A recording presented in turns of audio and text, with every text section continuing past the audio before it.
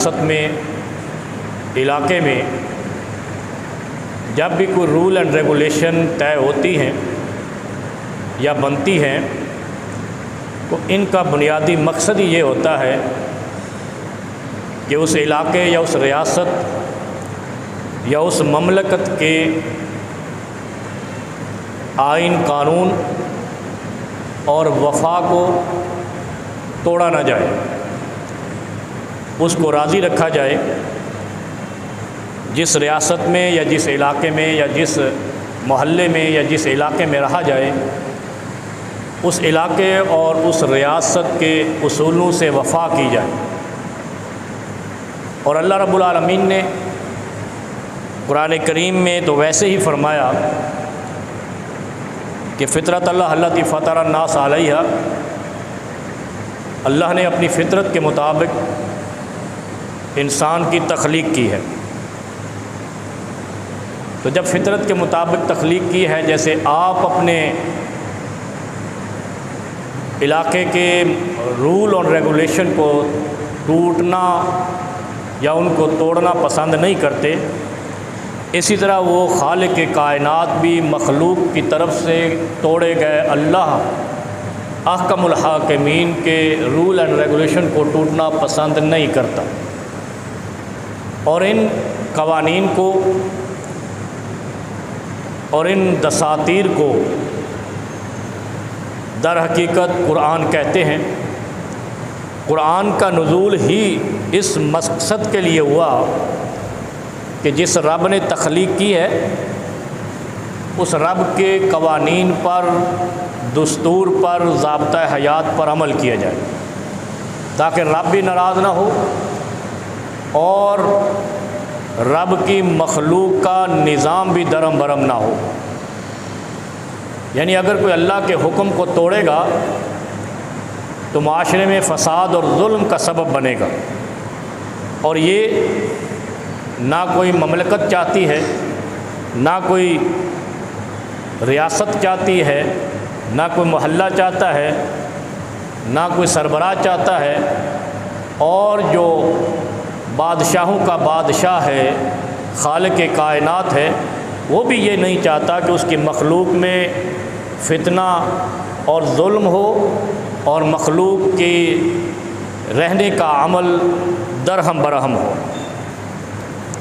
اور پھر اللہ نے اسی مقصد کے تحت انبیاء بھیجے۔ جس طرح ہم زمین پر ریاستیں قائم کر کے نظام بناتے ہیں اور نظام کے تحت ہم مختلف عہدے، ذمہ داریاں اور یہ سب ان کا تعین کرتے ہیں، اور پھر اس کو نظام کو چلانے کے لیے ذمہ داریاں تفویض کرتے ہیں۔ اللہ نے بھی اسی قانون کے تحت جو فطرت الہیہ ہے، اللہ نے بھی ان سب چیزوں کا تعین کیا اور ان سب پر پیغمبر بھیجے، چیف ایگزیکٹو بھیجے، وزیر اعظم بھیجے۔ وہ مخلوق کے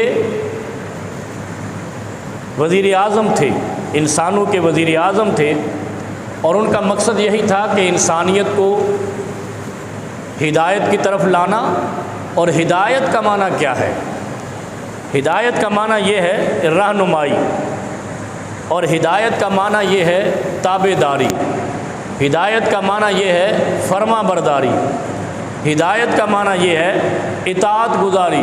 یعنی یہ سارے معنی مل کر ایک معاشرہ تخلیق کرتے ہیں جو اللہ کی فرما برداری، اطاعت پہ قائم ہو اور زمین پر اللہ کا نظام درہم برہم نہ ہو۔ اللہ رب العالمین نے اسی اصول کے تحت قرآن کریم میں جا بجا کئی جگہوں پر اپنی فرما برداری، اطیعوا اللہ و اطیعوا الرسول، اور پھر ایک اور بات ارشاد فرمائی،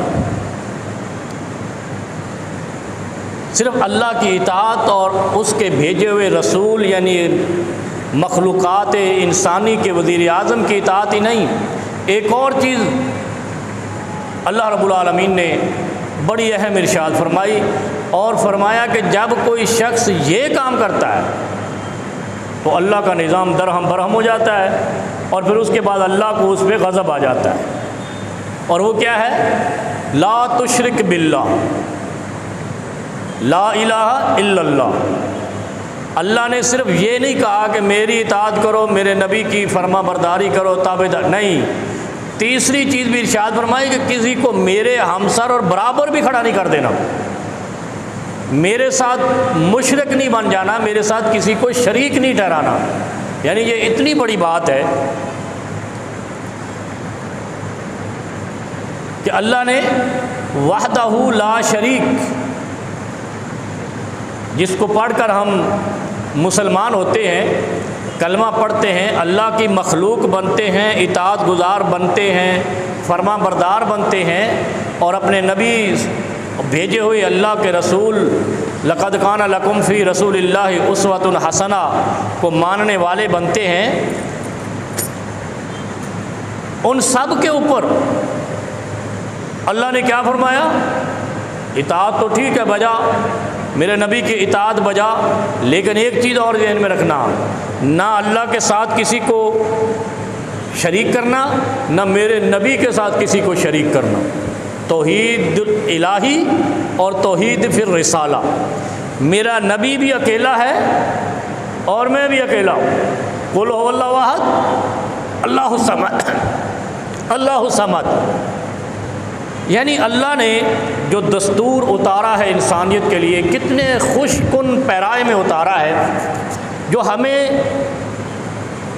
اظہار انسانیت سے پتہ چلتا ہے۔ جو ہم معاشرہ دیکھتے ہیں، مخلوقات دیکھتے ہیں کہ ایک بادشاہ ہوتا ہے، دوسرے بادشاہ کو تسلیم نہیں کرتا، جیل میں ڈال دیتا ہے۔ جنگل میں بھی یہ قانون ہے کہ جو جنگل کا جانور جس علاقے میں طاقتور ہوگا، دوسرے کو فرما برداری پہ لگا کے رکھے گا۔ انسانی معاشرے میں بھی یہ ہے کہ جو جہاں بادشاہ بن جائے، اس کی بادشاہی اس وقت تک چلتی نہیں ہے جب تک مخالف کو بند نہ کر دے، دبا نہ لے۔ تو اللہ رب العالمین کی فطرت الہیہ یہ ہے کہ اللہ نے پہلے دن ہی کہہ دیا انسان کی تخلیق کے وقت کہ وحدہ لا شریک لہ، اللہ واحد ہے، اللہ ایک ہے، اس کی اطاعت کرنی ہے تو مخلوق کا نظام درہم برہم نہیں ہوگا، اور اگر اللہ کے ساتھ کسی کو شریک کیا تو نظام انسانی خراب ہو جائے گا، تباہ ہو جائے گا اور بربادیوں کی طرف چلا جائے گا۔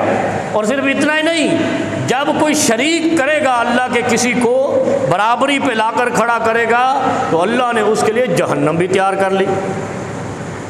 نصلہ جہنم وساءت مصیرا، اللہ کہتا ہے پھر میں اس کو جہنم کی آگ میں جلاؤں گا، وساءت مصیرا، یہ اتنی بری جگہ ہے کہ جس جگہ سے ہر کوئی پناہ مانگے گا اگر دیکھ لے۔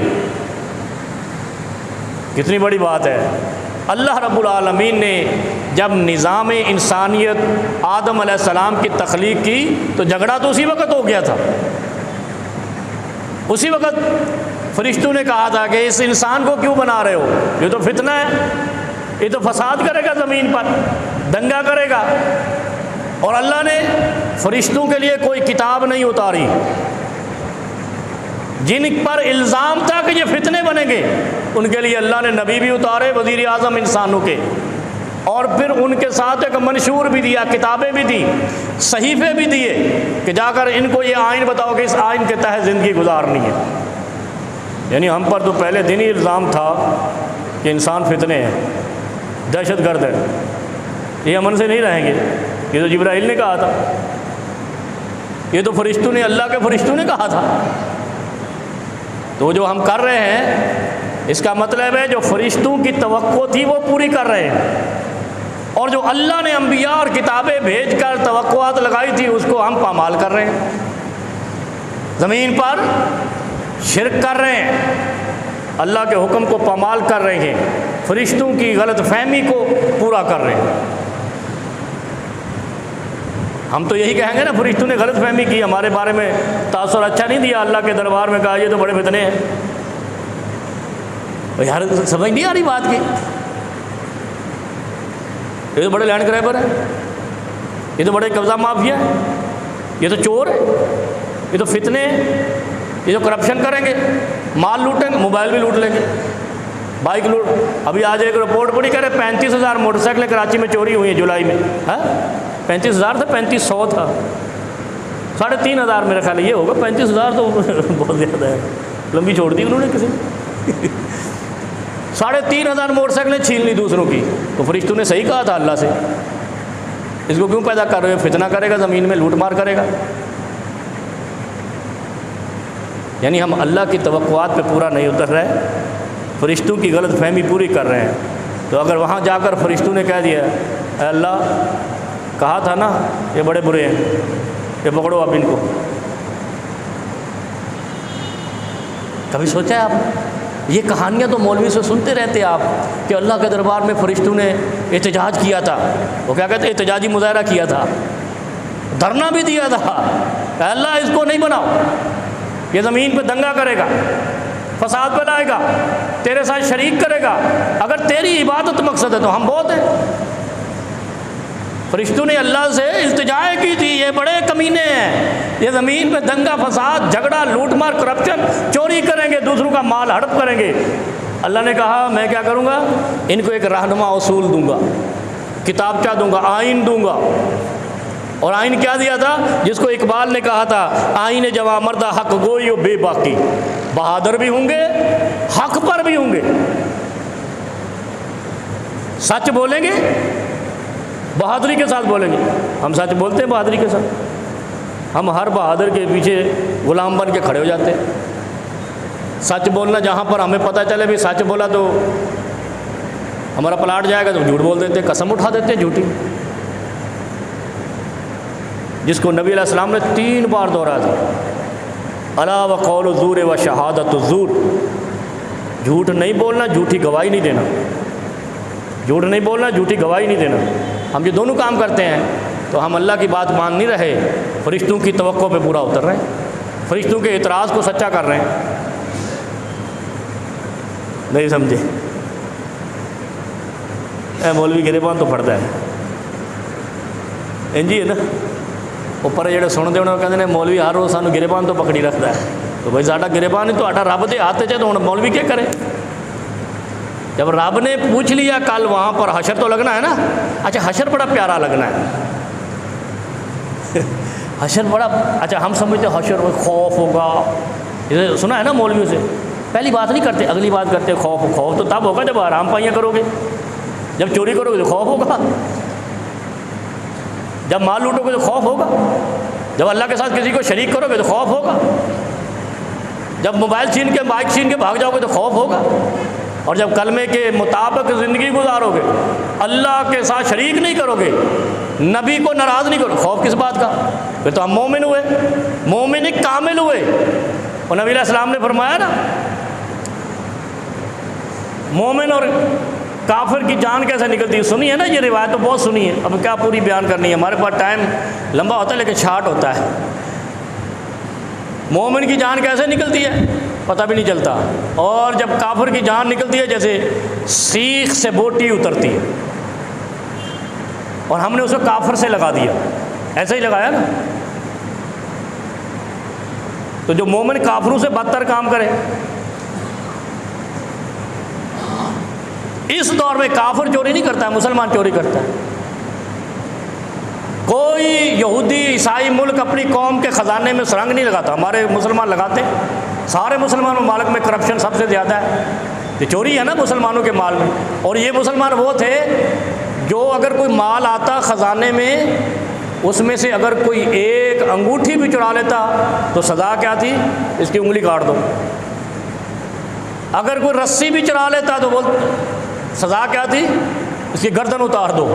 اور ہم سارا رسا ہی لے کے نکل جاتے ہیں اور ہم کہتے ہیں ہم مسلمان ہیں. تو یہ اللہ کی بات تو نہیں مانی، فرشتوں کا اعتراض سچ ثابت ہو گیا. ہماری تخلیق نہیں ہونی چاہیے تھی قرآن کے اصول کے مطابق. تو جو اللہ کو شکوہ کیا گیا تھا، اعتراض کیا گیا تھا اللہ اس انسان کو نہیں بنا، بڑا گندا کردار ادا کرے گا، یہ فرشتوں کا اعتراض تھا. اللہ نے کہا میں اس انسان کو بناؤں گا، کتاب بھی دوں گا، صحیفہ بھی دوں گا، پڑھانے سکھانے والا بھی دوں دوں گا۔ نبی علیہ السلام کون ہے؟ بعثت انما بعثت معلما، نبی علیہ السلام نے فرمایا مجھے معلم بنا کے، سکھانے والا بنا کے بھیجا گیا ہے۔ صرف ہمارے نبی نہیں، ہر نبی اپنی ملت کو سکھانے کے لیے آیا تھا، اور اگر مقصد سکھانا، تعلیم و تعلم نہ ہوتا تو نبی کے آنے کی ضرورت ہی نہیں تھی۔ اور یہ کیوں مقرر ہوا تھا؟ یہ سارے انبیاء کا آنا، صحف آسمانیہ کا آنا کیوں مقرر ہوا تھا؟ یہ فرشتوں کے اعتراض کی وجہ سے۔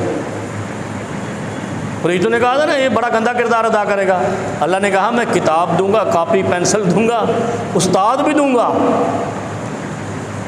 نہیں یار سمجھو اس باتوں کو، یہ ہم ایسے جانور بنے پھر رہے ہیں۔ جس کو اللہ نے زبان نہیں دی اس کا حساب کیا؟ جس کو اللہ نے دل اور دماغ نہیں دیا سوچنے کے لیے، تدبر کے لیے، اس کا حساب کیا؟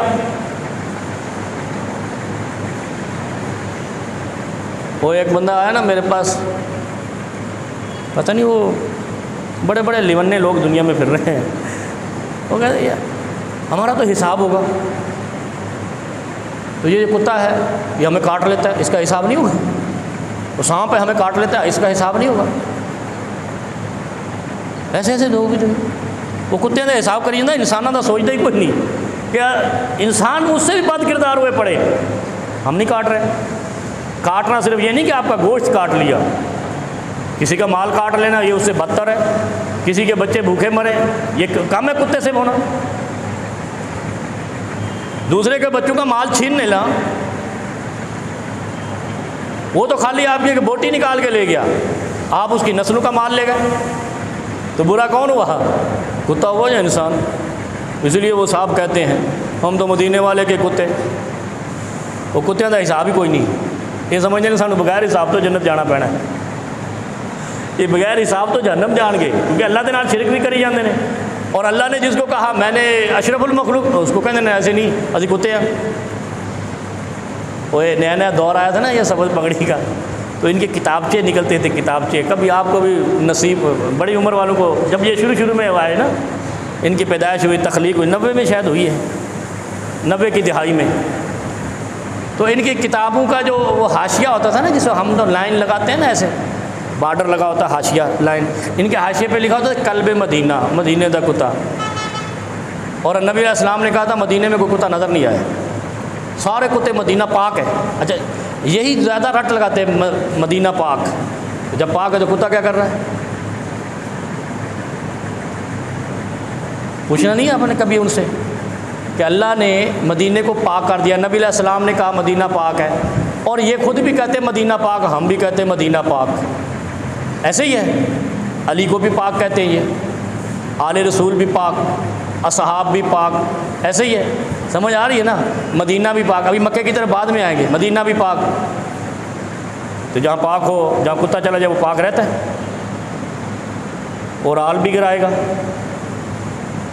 گندگی بھی کرے گا، یا وہاں جو کتے جاتے ہیں ان کی یہ چیزیں نہیں، حاجات ہی نہیں ہیں۔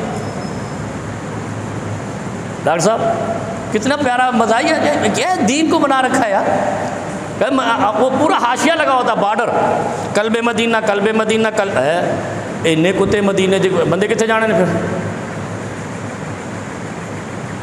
نہیں سمجھے؟ مدینہ پاک ہے، اور کتے کی اگر رال بھی گر جائے نا، رال منہ ڈالنا تو دور کی بات ہے، رال بھی گر جائے تو نبی علیہ السلام نے فرمایا اس چیز کو 7 مرتبہ دھونا ہے، اور 1 مرتبہ ریت سے دھونا ہے، ریت، ذرے والی ریت سے۔ ہم تو صرف لگا سکتے ہیں، صابن نہیں لگا سکتے، صابن کیمیکل ہوتا ہے، صرف ذرے والی ہوتی ہے، لیکن اس میں حکمت ہے جو علماء اور میڈیکل کے شعبے نے لکھی ہے کہ ریت سے دھونے سے وہ جراثیم مرتے ہیں، صرف سے بھی نہیں مرتے۔ تو مدینے کی زمین پہ اگر کتا رال گرائے گا تو پھر کیا بن جائے گا؟ وہ کہتے ہیں مدینے کے کتے، اور اللہ کہتا ہے وَلَقَدْ كَرَّمْنَا بَنِي آدم، ہم نے تو آدمی کو کرامت دی ہے، معجزہ دیا ہے، اشرف بنایا ہے، کرم والا بنایا ہے، معزز بنایا ہے، نہیں مدینے کے کتے، اور مدینے کا کتا مدینے میں داخل نہیں ہو سکتا ورنہ مدینہ پاک نہیں رہے گا، اگر مدینہ پاک ہے تو مدینے میں کتا نہیں۔ وہ ایک ہے انڈیا سے، بڑا نام ہے، آج کل بیچارہ بستر علالت پہ ہے، تو مجھے کسی نے مینشن کیا، میں نے بھی وہ سنا، اس کی تقریر کا ہر جملے کے اندر مدینے کا کتا۔ میں نے کہا یہ کیا مذاق بنا رکھا ہے کہ اس کی تو اگر مدینے میں رال گر گئی تو وہ 7 دفعہ دھونے پڑے گا فرش، اور مدینہ پاک ہے، جو چیز پاک ہے وہاں کتا نہیں جا سکتا۔ مسجد میں آتا ہے، مسجد میں کتا آ جائے کیا کرتے ہو؟ آنے نہیں دیتے ہو نا، گیٹ بند، پتھر مارتے ہو، سوٹے لے کے ڈنڈے لے کے پیچھے پڑ جاتے ہو۔ مسجد میں کتا، وہ خدا کا خوف کرو، اتنا ہر نمازی پیچھے بھاگے گا کتا بھگانے کے لیے، تو مدینے میں ٹھیک ہے؟ مدینہ تو مسجد سے 1000 گنا بڑا بلند فضیلت والا ہے، ایک نماز وہاں 1000 نماز کے برابر ہے، اور ایک روایت میں 50,000 نماز کے برابر ہے، اور مکہ میں حرم پاک میں 1,00,000 نماز کا ثواب ہے جو یہاں ایک پڑھتے ہو۔ تو یہاں کی مسجد میں آپ کتا نہیں گھسنے دیتے، مدینہ پاک میں کتے کیسے چلے جائیں گے؟ جب سے ہم نے شور مچایا ہے نا، اس وقت سے حاشیے ان کے ہٹ گئے ہیں، قلب مدینہ کے، مدینے کے کتے کے، اور کہنا بھی چھوڑ گئے ہیں۔ لہذا اللہ نے ایک نظم العین بنایا، کائنات بنائی، فرشتوں کے اعتراض کو، احتجاج کو مسترد کیا، انسان بنایا۔ یہی ہوا نا، جب اعتراض کیا تھا فرشتوں نے تو اللہ نے وہ اعتراض مسترد کر دیا، یعنی آپ کا جو وجود ہے فرشتوں کے اعتراض کے مسترد ہونے کے بعد وقوع پذیر ہوا، تب جا کے آدم علیہ السلام کی تخلیق ہوئی۔ کیونکہ جب بھی کوئی چیز بنتی ہے نا، دنیا میں بھی پلاننگ ہوتی ہے، رول اینڈ ریگولیشن بنتے ہیں، ایسے ہی پورا TOR بنتا ہے، COD بنتا ہے، پتہ نہیں کیا کچھ بنتا ہے نا، وہ کیا کہتے ہیں، چارٹر آف ڈیمانڈ، COD، سارا کچھ بننے کے بعد ہم کوئی پروجیکٹ تخلیق کرتے ہیں۔ تو اللہ نے بھی جب انسان کو بنانا تھا، اپنی باقی مخلوقات کو بلوایا، پوچھا میں بھائی انسان بنا رہا ہوں، یہ بڑا گند کرے گا۔ کسی بھی مخلوق نے یہ نہیں کہا، کیونکہ سب کو پتہ تھا ہماری پٹائی کرے گا۔ جنگل کے طاقتور سے طاقتور جانور، ہمارے 5-6 فٹ کا انسان اس کو ڈرا لیتا ہے۔ جو ہاتھی درخت کو مروڑ کے توڑ دیتا ہے، اس کو انسان نکیل ڈال کے پھر رہا ہوتا ہے، بند کر کے بیٹھا ہوتا ہے اس میں، جالے میں۔ اتنا طاقتور اللہ نے اس کا خوف باقی مخلوقات پر بٹھایا، لیکن اس انسان کو شرم نہ آیا۔ اللہ نے ساری مخلوق کے اعتراض مسترد کر دیے، کہا میں انسان کو بناؤں گا، کیوں؟ ہائے ہائے ہائے، کیا فرمایا؟ ایک ہی بات نبی علیہ السلام نے فرمائی، بات ختم کرتے ہیں جلدی جلدی۔ آج تو لوگوں کو شوق ہے لیٹ آنے کا، آج ان کو ہم دھوکہ دیتے ہیں۔ کیا فرمایا؟ من مات علی شیء بعثہ اللہ علیہ۔ اللہ کے نبی صلی اللہ علیہ وسلم نے فرمایا جو بندہ جس حال میں مرے گا اسی حال میں اٹھے گا۔ صحیح ہے؟ ٹھیک ہے نا بات؟ ہم جس حال میں مریں گے اسی حال میں اٹھیں گے۔ اگر اللہ کی نافرمانی میں مرے تو ساری عبادتیں ضائع، سارے کلمے ضائع، اسی حال میں اٹھیں گے۔ اور اس کی ایک اور چیز اللہ کے نبی صلی اللہ علیہ وسلم نے دوسری حدیث میں وضاحت کر دی۔ ہر چیز کے لیے دیکھو، یہ ایک واحد حدیث ہے جو سنانے لگا ہوں، جس میں جب آپ حشر میں کھڑے ہوں گے نا، تب بھی فرشتے لانتے ڈال رہے ہوں گے، ورنہ تو لانتے دنیا میں ڈالتے ہیں نا۔ جہاں بھی قرآن میں آیا، حدیث میں آیا، دنیا میں اس پر لعنت۔ لیکن ایک چیز ایسی ہے جس میں دنیا میں بھی فرشتے لعنت ڈالتے ہیں، مرنے کے بعد بھی لعنتیں ڈالیں گے۔ دیکھو کتنی خطرناک چیز ہوگی وہ، لیکن ہمارے ہاں وہ عمومی ہے، وہ جرم ہم عمومی طور پر کرتے ہیں تقریباً، لیکن اس کی لعنتیں دنیا اور آخرت دونوں میں ڈالیں گی۔ یعنی دنیا کی زندگی میں بھی فرشتے لعنتیں کرتے رہیں گے، جا کمینیا، گندیا، بریا، لعنتیا، اور جب حشر میں مار کے جائیں گے۔ اچھا، حشر کا وہ کیفیت میں آپ کو بتا، حشر کی بڑی مزیدار کیفیت ہے۔ ہر چیز خوف میں نہیں ڈالا کرو، اسلام بڑا وعدوں کا دین ہے، وعیدیں بعد میں ہیں، پہلے وعدے ہیں۔ وعدے کیوں ہیں کہ اللہ نے، دیکھو اللہ نے کتنا زبردست فضیلت دی ہے۔ ساری مخلوق نے اعتراض کیا ہے بندہ نہ بنا یار، اب اللہ نے سارے اعتراض مسترد کر دیے، سب کا احتجاج ختم، اور بندہ بنا دیا۔ اور پھر کیا کیا حشر میں؟ اگر تو بندہ اپنے رب کا ہے، خوف نہیں ہوگا، ڈر نہیں ہوگا۔ جیسے کوئی بندہ اگر اپنی جاب یا اپنی سروس یا سب کچھ سیدھے سیدھے کر رہا ہو نا، ٹائم پہ جا رہا، ٹائم پہ آ رہا، کام صحیح کر رہا، دکان صحیح کھول رہا، پانی نہیں ملا رہا دودھ میں، اور جناب 2 نمبری نہیں کر رہا، تو اس کو کوئی خوف نہیں ہوتا، عزت سے کاروبار کرتا ہے، کوئی ٹینشن نہیں، ٹینشن فری ہوتا ہے۔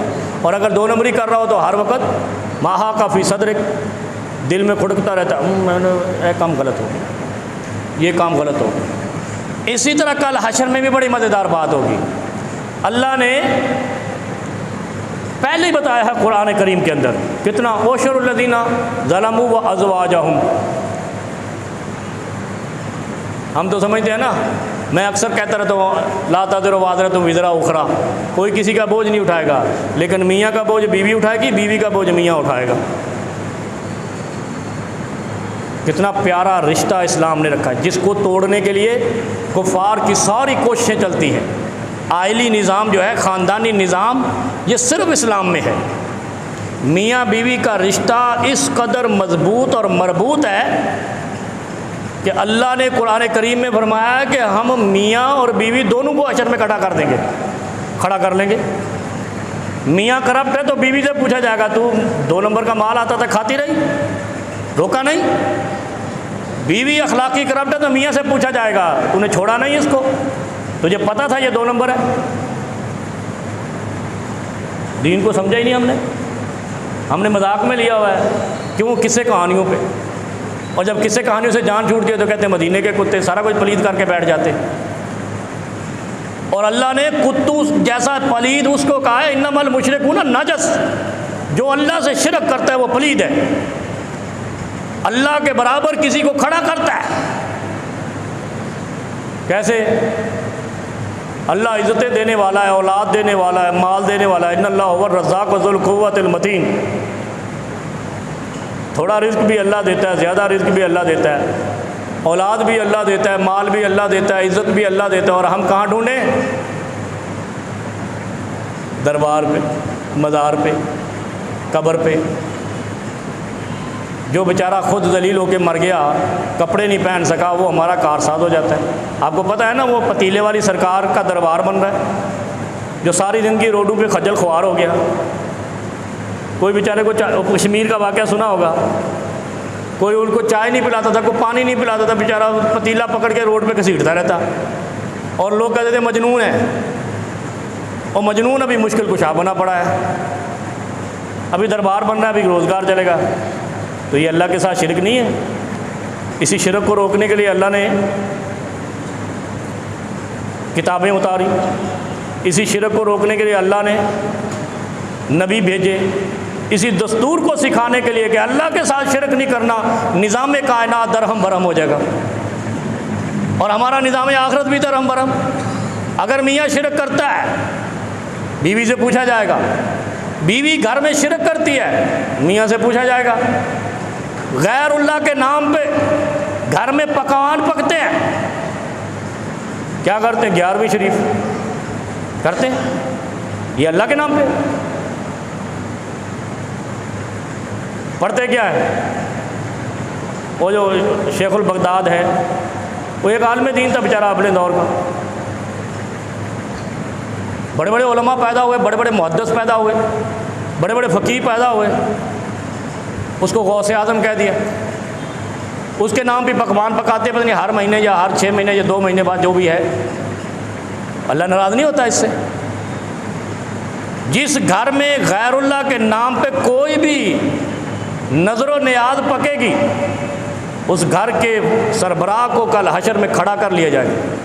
اوشر الذین ظلموا وازواجہم، کیونکہ اللہ نے بارہا کہا ہے میرے ساتھ شرک کر کے اپنے اوپر ظلم نہیں کرو۔ یعنی اللہ نے وارننگ کیسی دی؟ دیکھو، اپنے اوپر، ما کان اللہ لیظلمہم ولکن کانوا انفسہم یظلمون۔ یا اللہ، ہم اپنے آپ کے ساتھ کیسے ظلم کر رہے ہیں؟ اللہ نے کہا نا کہ میں کسی پر ظلم نہیں کرتا، لوگ خود کر لیتے ہیں اپنے اوپر ظلم۔ خود ظلم کرنا کیسے ہے؟ خود ظلم کرنا یہ ہے کہ اللہ کے ساتھ کسی کو شریک کر لیجیے، غیر اللہ کی چیزیں دے دی جائیں۔ ہم فلانے دربار پہ بکرا دیں گے تو ہمارے گھر میں خیر آئے گی، برکت آئے گی، ایسے کہتے ہیں۔ اللہ کے نام پہ نہیں، اللہ کے نام پہ جا کر وہاں دینا حرام ہے، اپنے محلے میں کسی غریب کو دینا حلال ہے، وہ فرض ہے۔ اور نبی علیہ السلام نے فرمایا بہترین صدقہ وہ ہے جو اپنی اولاد پہ کرو۔ ہم یاروں پہ کرتے ہیں، اولاد کو جوتے بھی لے کر نہیں دیتے، اولاد کو اچھے کپڑے بھی نہیں لے کر دیتے، مہنگے ہوٹل پہ جا کر یاروں کو کھانا کھلا رہے ہوتے ہیں، اور بچے گھر میں وہی مرغی دال۔ اور بہترین صدقہ کہاں ہے؟ اولاد پہ۔ اور پھر ہم کیا کہتے ہیں؟ ہم اللہ کے بڑے اشرف المخلوقات ہیں۔ اشرف المخلوقات کہاں سے ہوئے؟ تمہارے اوپر تو فرشتوں نے اعتراض داغ دیا تھا کہ ان کو بناؤ نہیں، یہ فتنہ کریں گے۔ زمین پر جتنا بھی فتنہ ہے وہ انسانوں کا بنایا ہوا ہے۔ اگر انسان شرک چھوڑ دے زمین بقعہ امن بن جائے، غیر اللہ کے نام پہ دینا لینا چھوڑ دے زمین امن اور خوشحالی کا گہوارہ بن جائے۔ اللہ کا غضب اور نظام کائنات خراب ہی وہاں ہوتا ہے جب خالق کائنات کے ساتھ کسی مخلوق کو شریک کر لیا جاتا ہے۔ اور اللہ نے ایک چیز ایسی فرمائی ہے، بڑی اہم چیز ہے، آج اس کو پلے باندھ کے چلے جاؤ جمعہ ختم ہوتے ہوتے، جس پر دنیا میں بھی لعنت ہے اور جب مر کے جاؤ گے وہاں بھی اللہ لعنت کرے گا۔ صوتان ملعونان فی الدنیا والآخرہ، نبی علیہ السلام نے فرمایا دو آوازیں ایسی ہیں جن پر دنیا میں بھی لعنت، آخرت میں بھی لعنت۔ یا اللہ، جب ماری گئے ہیں تو پھر لعنت کا دی ہے؟ دنیا میں تو لعنت سمجھ آتی ہے کہ لعنت سے مراد یہ ہے کہ رحمت اٹھ جائے، برکت اٹھ جائے، سکون اٹھ جائے۔ لعنت سے سکون ختم ہو جاتا ہے، بے سکونی، بے اطمینانی، پریشانی۔ یا اللہ، دنیا میں تو لعنت سمجھ آ گئی، آخرت میں لعنت کیوں ہے؟ ہائے ہائے، اللہ کہتے ہیں یہ جرم ہی ایسا ہے۔ صوتان ملعونان فی الدنیا والآخرہ مزمار عند نعمت، خوشی ملے تو گانے سننا، موسیقی سننا کرتے ہیں نا۔ ابھی 14 اگست آئے گا نا، وہ میں نے کہا تھا 14 اگست کو جھنڈا لگا کے تقریر کریں گے، پتہ نہیں اگلا جمعہ آئے گا نہیں آئے گا 14 اگست کو۔ 14 اگست کو باجا بجائیں گے، وہ باجا لے کے پھر رہے ہوتے ہیں، توتی باجا، پتہ نہیں کیا کیا ہے۔ یہ خوشی ہے؟ فرشتوں کا اعتراض درست تھا ہماری تخلیق پر، انسانی تخلیق پر فرشتوں کا اعتراض درست تھا کہ یا اللہ یہ فتنہ کریں گے زمین میں، اور آزادی ملی ہے شکر کرنا چاہیے۔ ہم باجے بجاتے ہیں، موسیقی چلاتے ہیں، پورے زور سے گانے چلاتے ہیں، اور اللہ کے حبیب کیا فرماتے ہیں؟ دو آوازیں ایسی ہیں جن پر دنیا میں بھی لعنت، آخرت میں بھی لعنت۔ یعنی حشر میں سارے کھڑے ہوں گے، گانے سننے والے پر وہاں بھی لعنتیں کر رہے ہوں گے فرشتے، موسیقی سننے والوں پر وہاں بھی فرشتے لعنت کر رہے ہوں گے۔ اچھا، اور بھی گناہ بہت سارے ہیں جن میں سے کئیوں کی سزا تو دنیا میں بھی ہے، چور کا ہاتھ کاٹ دو، شرابی کو کوڑے لگا دو، منہ پہ مٹی کی مٹھی مار دو، ایسے ہی ہے نا، باہر نکال دو، علاقے سے در بدر کر دو، جلا وطن کر دو، زانی کو سنگسار کر دو، ایسے ہی ہے نا، سزائیں دنیا میں ہے۔ لیکن لعنت دنیا میں بھی اور آخرت میں بھی، اور اس کو ہم بہت ہی ہلکا لیتے ہیں۔ کیوں؟ کیونکہ شیطان نے یہ جو موسیقی والا سسٹم ہے نا، یہ پہلے بڑی مشکل سے ملتا تھا، اتنی بڑی ٹیپ لے لو، کیسٹ لے لو، وہ بڑا چکر تھا۔ ابھی شیطان نے ایک پلاننگ کے تحت جیب میں ڈال دیا، ایک کلک پہ ٹک ٹاک چل رہا ہے، گانے چل رہے ہیں، ویوز بن رہے ہیں، پیسے بن رہے ہیں۔ یعنی جس نے یہ بنایا اس نے پیچھے ڈالر بھی رکھ دیا، اس نے پیچھے پیسہ بھی رکھ دیا۔ پولیس والے ہنس رہے ہیں، اس نے پیچھے ڈالر رکھا۔ اور سنو تاکہ تمہارا جنت میں جانا ممکن ہی نہ رہے، اور مسلسل لعنتیں تمہارے اوپر پڑیں۔ آپ نے دیکھا ہوگا یہ جیز اور یوفون اور ٹیلی نار اور कौन सी है, जोंग और ये सारे हड़बोंग। कभी इन्होंने कहा, आपको मैसेज आते होंगे, सारे मोबाइल इस्तेमाल करते हो यार, आजकल तो बच्चे भी इस्तेमाल करते हैं, कि ये रिंग ट्यून लगा लो, ये फ़लाने कारी साहब की तिलावत है। आज तक कोई एक बंदा हाथ उठा के कह दे कि फ़लानी कंपनी ने हमें मैसेज भेजा कि कारी अब्दुल बासित अल मिस्री की जो है ना, ये कुरान की आयत आप रिंग टोन लगा लो। क्या कहते हैं, फ़लाने मिराली की लगा लो, फ़लाने इंडिया के गुलकार की लगा लो। ऐसे ही है ना, सही कह रहा हूँ? तो ये क्या है, मौसीकी में लगा रहे हैं ना, फिर बैक टोन पे भी मौसीकी, ऐसे ही है। गलत कह रहा हूँ? ये जुम्मा पढ़ा रहा हूँ मैं, समझ आ रही है ना ये बातें?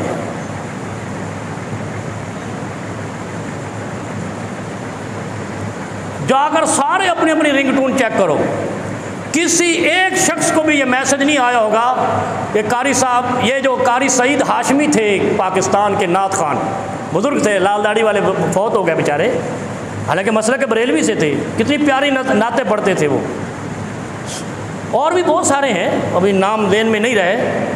कभी मैसेज आया आपके पास कि आप अपनी रिंगटोन कारी सईद हाशमी के नातिया अशार लगा लो, बोले फलाने गुलकार की वो गाना लगा लो। शैतान ने वो काम किया है कि मुमकिन ही नहीं रहे कि अल्लाह की रहमत तुम पर हो जाए, बंदू पर हो जाए। जो कलमा अपने मुल्कों में पता नहीं क्या लगाते हैं, लेकिन मुसलमानों के लिए उनकी चॉइस ये है कि इनको, अच्छा उन्होंने ये दीन पढ़ा है, हमने नहीं पढ़ा है।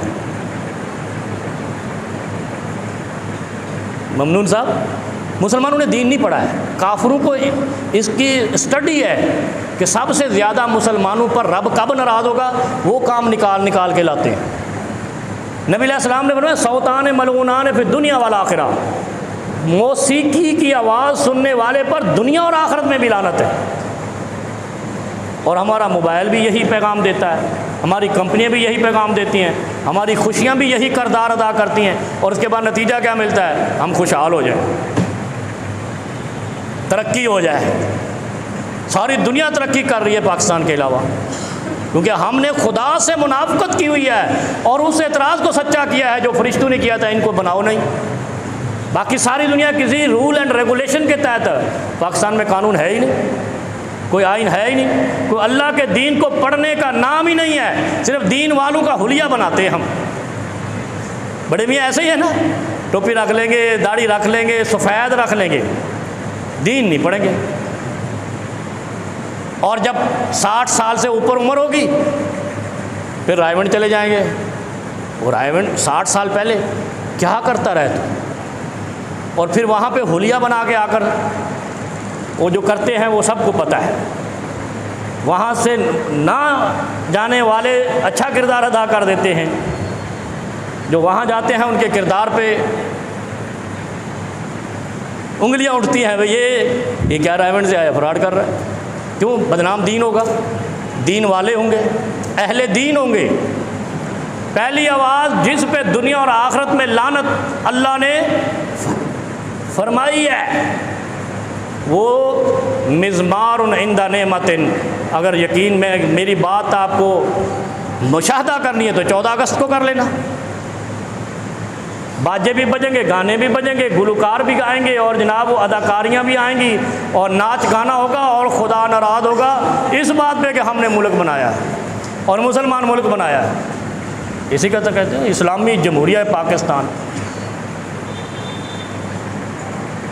दूसरी आवाज़ कौन सी है? जिस पर अल्लाह दुनिया में भी लानते करता है और आखिरत में भी लानते करता है। यानी मर के जाएंगे तो अब भी लानते रब देगा। जिंदू पर तो समझ आती है, सांस चल रहा है, चलो धक्का दौड़ा लगा लेते हैं, तौबा का मौका मिल जाएगा।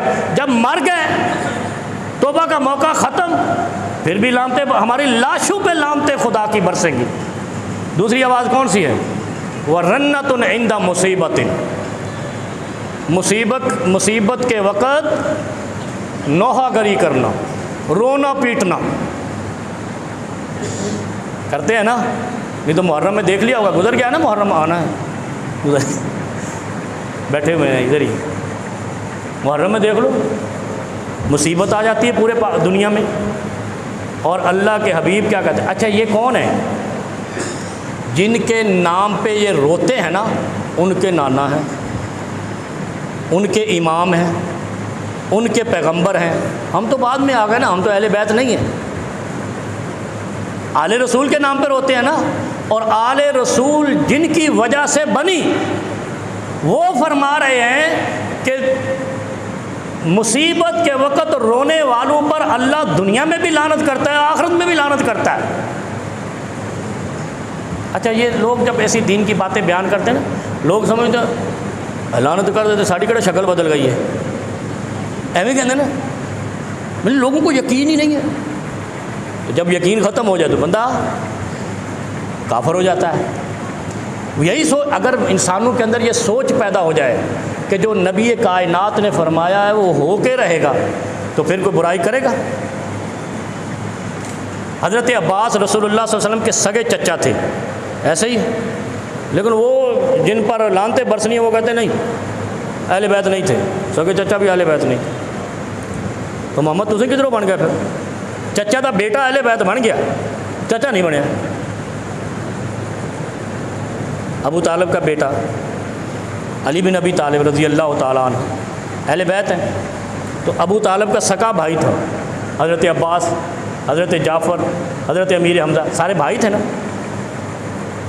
اور رسول اللہ صلی اللہ علیہ وسلم کے والد، پورا قبیلہ تھا نا یہ، وہ اہل بیت نہیں ہوئے، یہ ہو گئے۔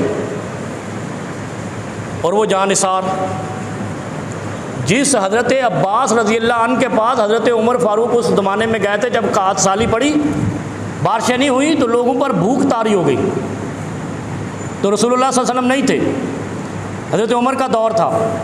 حضرت عمر گئے، اے عباس، رسول اللہ صلی اللہ علیہ وسلم سے سب سے زیادہ قریبی نسبت آپ کی ہے، آپ دعا کیجئے اللہ بارش کر دے، لوگ بھوک اور پیاس سے مر رہے ہیں، جانور بھی مر رہے ہیں۔ حضرت عباس سے اس نسبت سے دعا کرانے گئے، امام آندے نے وہ اہل بیت ہی کوئی نہیں۔ اور نبی کہتے ہیں، حسین کے نانا کہتے ہیں، علی کے سسر کہتے ہیں، فاطمہ کے بابا کہتے ہیں کہ جو مصیبت کے وقت روئے اس پر دنیا میں بھی لعنت، آخرت میں بھی لعنت۔ صوتان ملعونان فی الدنیا والآخرہ، مزمار عند نعمت، خوشی کے وقت موسیقی چلانے سنانے والا، سننے والا، اور مصیبت کے وقت رونے پیٹنے اور نوحہ کرنے والا۔ اور ان کے ہاں پورا ایک پیشہ ہے، کیا کہتے ہیں، ڈپارٹمنٹ ہے، جو نوحہ سیکھتا، سکھاتا، سناتا ہے، رلاتا ہے۔ اور یہ کیا ہے، 1500 سال پہلے نبی علیہ الصلوۃ والسلام کا نواسہ شہید ہو گیا تھا، مظلوم شہید ہو گیا، سب کو یقین ہے، اللہ اس پر رحمت کرے، جنت کا وہ سردار ہے، کسی کو اس پہ اعتراض بھی نہیں ہے۔ لیکن رونے پیٹنے کے بارے میں تو نبی علیہ السلام نے فرمایا تھا کہ جو روئے پیٹے گا مرنے پر، اس پر اللہ کی لعنت برسے گی، دنیا میں بھی آخرت میں بھی۔ فیصلہ آپ نے